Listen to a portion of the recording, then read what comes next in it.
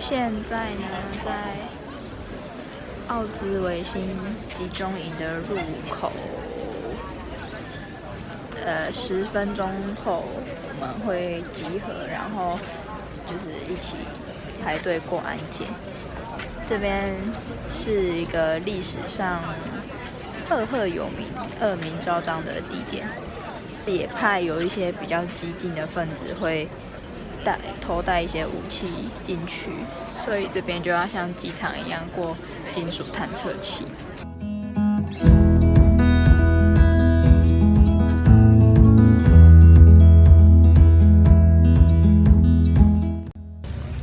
嗨，我刚刚从那个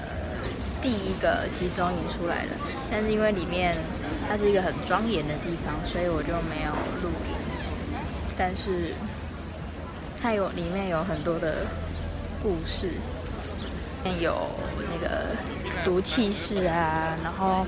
也有很多当时留下来的物品，像是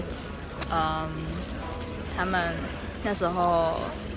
这一些被送来的犹太人啊，或者是政治犯啊之类的，他们不知道自己要去什么地方，然后那时候的那个什么纳粹，他们就跟这些人说，带好你们3天份的物品，我们要带你去某一个地方。可是他们不知道要去哪里，所以他们就以为是他们可能被接受了，然后要被送去一个更好的地方，所以他们都带了一些对自己比较贵重的物品，因为你离开的时候一定会带自己最重要的物品。然后他们来之后呢，这些物品就被没收，但因为是贵重物品，所以没收的物品里面就有很多值钱的东西。那这些东西就被运回德国，纳为己有就对了。里面也有一区比较庄严的，就是头发都会被剃掉，然后被收集制成袜子之类的东西，所以里面就一大区，然后就是好几磅的头发在那边，很多照片就是在那是当时候拍下来的人体实验啊，就是有些小朋友因为他们没有生产力，小朋友或者是女生没有生产力，他们就会被拿去做人体实验，但是那些人体实验就是很没有意义的人体实验，像是什么把双胞胎的器官互相交换啊，那会有发生什么反应，或者是交换眼球之类，就是很没有意义，就是完全没有医疗作用的一个人体实验。拍下当时人们被送来之后啊，然后那个医生在指挥，就是这个人要往这边去还是这边去。往这边去的呢，就是被送到集中营里面当奴隶；往这边去的呢，就是比较没有生产力的人，就会直接被送往那个毒气室。我们现在要去下一个集中营。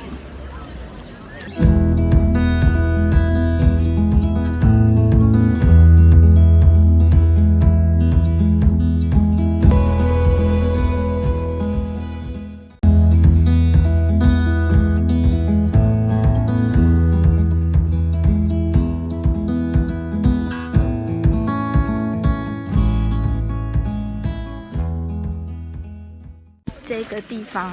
是比我刚刚第一个去的奥兹维辛集中营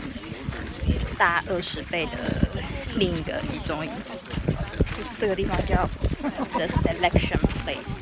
就是被指分配你到底要活着为纳粹工作，还是要死就是被送往毒气室。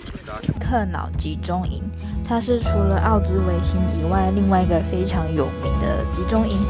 那这边有很多的轨道，这里就是当初来自世界各地被迫害的人送来的地方。然后呢，这也是我刚刚提到的，医生会在这边指这个被迫害的人会被送往集中营做苦力，还是没有生产力的人直接被送往毒气室。然后刚刚看到的马车是2次世界大战留下来的，也不确定是不是当初所用的，但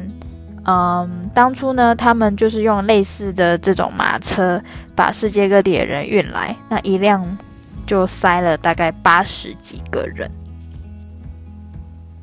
这一栋房子就是被选为要送往集中营的人所住的地方。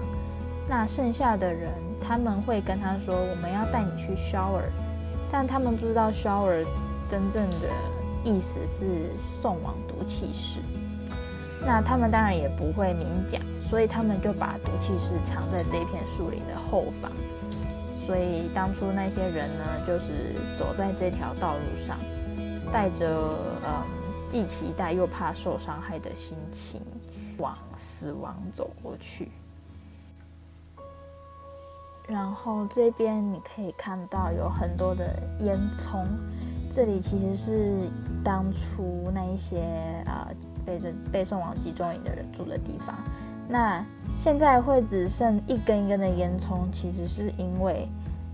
后来盟军来解救这些人的时候，纳粹为了湮灭他们所做的恶行的证据，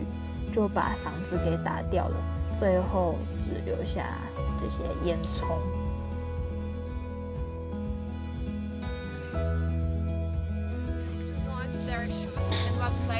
That's why sometimes you can see when we saw this thousands of shoes, you can see pairs of shoes just because of that. And after that panic, because they were worried, mothers were worried of their children, men were worried. 我身后这个呢，就是当时他们那些被送来这个集中营的人住的地方。这一栋房子啊，里面就是全部都是床，然后有一个厕所。它里面是那种3层的床，可是它不是真的床，它是用木头架的。然后第1层基本上就是那个地板，所以睡在第1层的人，如果遇到下雨啊、淹水的时候，就是基本上就是睡在泥泞中。然后第2、第3层就是用木板架起来的，所以他们就是躺在木板上。那这样一个床，一个3层床就是大概容纳8个人，所以可以想象他们那时候